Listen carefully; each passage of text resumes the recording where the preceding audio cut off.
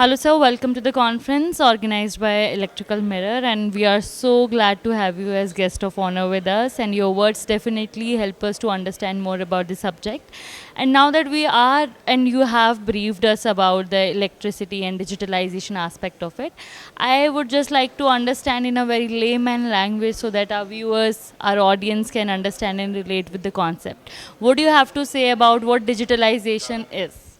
So, first of all, I wish the conference a great success. So, as a layman, as a consumer, I see you as a consumer of electricity. So, the biggest thing you can feel is through installation of smart meters. Earlier, we used to have very mechanical meters. Now, in your home, very soon you will be having smart meters where there will be no meter reader will come to your house. Everything will be just from the control center. Everything will be recorded. Your consumption will be recorded and the trend so the utility can plan their electricity purchases as per your consumption, and as a consumer you will have the freedom to consume electricity at different level during the off peak hours, so you will get a benefit of lesser charges also.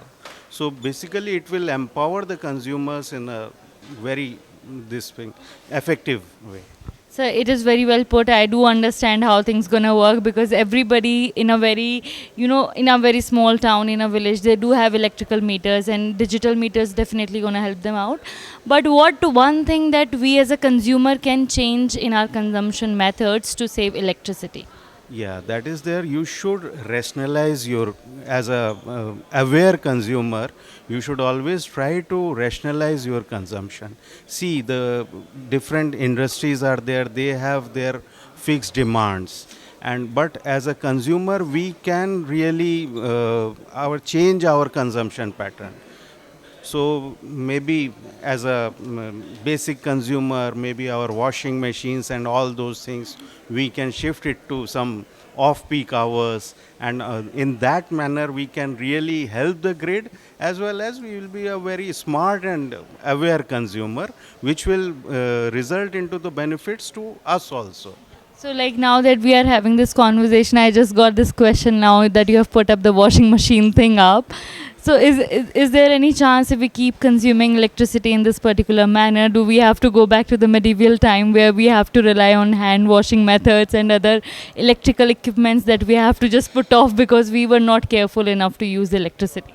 No, if we remain aware, always means the policy makers are already there, and just it's a means the cooperation from the consumers as a aware consumer.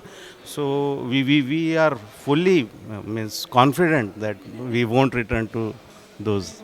So now with the inception of human beings and electricity, it's been a long way. India has come a long way. And what do you think now the future will be? What will be the future of electricity and digitalization, specifically in India, if I talk about? Yeah, it will be. We'll be shifting our patterns as we are becoming not only aware means in terms of consumption, saving electricity. We will be becoming a aware consumer in terms of sustainability, environmental this thing.